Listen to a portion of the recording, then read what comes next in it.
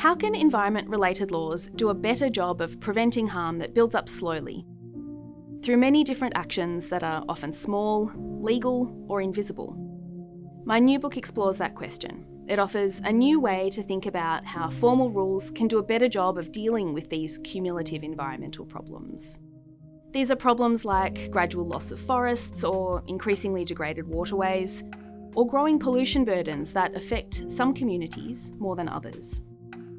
No single law, or even type of law, can solve cumulative environmental problems alone. Rather, we need to understand and improve systems of rules and how they work together. And we need rules that directly address the reasons that societies struggle to recognise and to respond to these problems. Some of those reasons are that slow change can make harmful conditions seem normal. It's easy to ignore impacts that are delayed or that individually seem small, even though they add up. And when lots of people and agencies are involved in a problem, it makes it hard to know exactly who should act.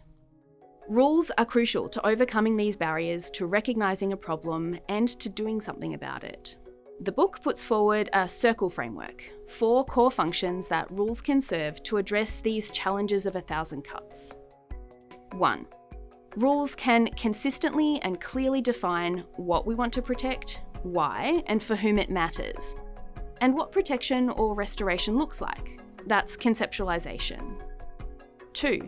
The rules can provide for collecting and analysing, and crucially sharing, information about environmental conditions, threats, benefits, and about the rules themselves. 3.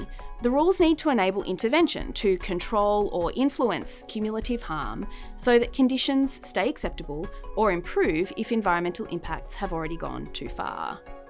And those interventions can't adopt a one-size-fits-all approach because they need to suit lots of different activities that create impacts.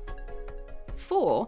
Rules are needed to structure coordination among governments and stakeholders to carry out all these functions so that the rules work together and don't undercut each other.